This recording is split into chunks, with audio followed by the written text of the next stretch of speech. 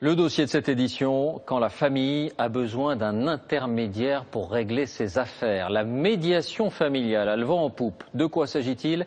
D'un service désormais conventionné et qui permet d'éviter les procédures judiciaires coûteuses et souvent susceptibles d'envenimer les choses. On compte près de 300 organismes en France, principal motif de recours, loin devant les héritages ou les conflits entre frères et sœurs, les couples divorcés qui souhaitent réussir leur séparation et qui achoppent sur des questions très concrètes. Médiation quand la famille ne se parle plus. Dossier signé Raphaël Chapira, Stéphane Guillemot. Aujourd'hui, cette femme a rendez-vous avec son ex-mari. 1 an et demi qu'ils ne se parlent plus et que leurs 2 enfants en souffrent. Alors pour sortir de l'impasse, ils ont fait appel à une médiatrice. Bonjour. Bonjour. Allez, vous venez avec moi? Pas un mot, à peine un regard. Ils vont pourtant devoir parler et s'écouter. Tout mettre à plat pour trouver des solutions. Au menu du jour, le mode de garde de leurs 2 filles. Elles vivent une semaine chez l'un, une semaine chez l'autre.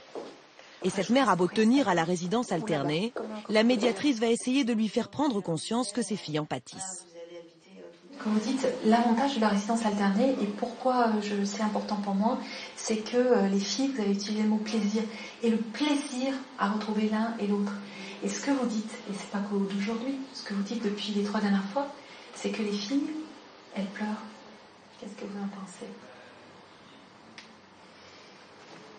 Oui, peut-être. La mère acquiesce timidement. Alors pour avancer, le père va faire une proposition. Prendre les petites, un week-end prolongé sur 2. Ça serait un week-end sur 2, mais du jeudi, c'est ça? Donc du jeudi soir au lundi matin. Mais la mère n'en veut pas. Enfin, le lien, il est juste dans...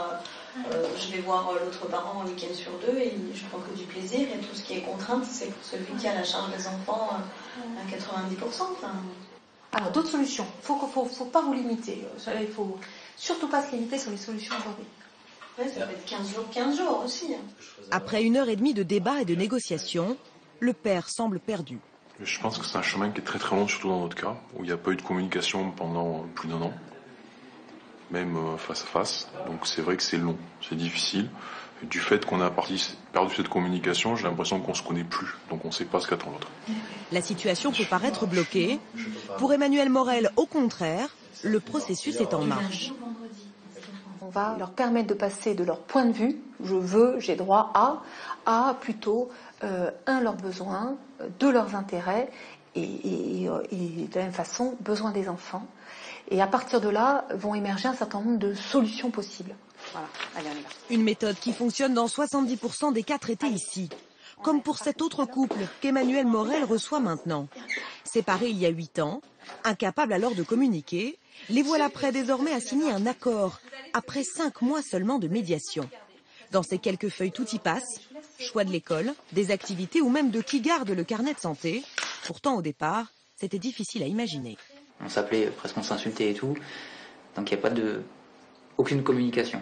Donc c'était tout par lettre recommandée, et puis ça avançait pas parce que chacun se renvoyait toujours la faute et tout. Quand on s'est séparés, on s'est dit que des choses méchantes.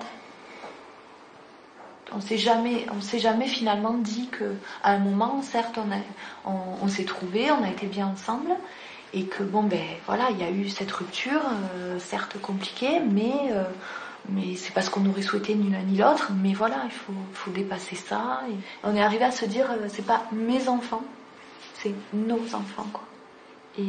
Et à s'associer l'un l'autre pour que ça se passe bien. Et signe que la médiation a réussi, pour la première fois, Sébastien Cocher raccompagne son ex-femme chez elle, à la grande surprise de leurs enfants. Voilà, une grande exposition pour terminer.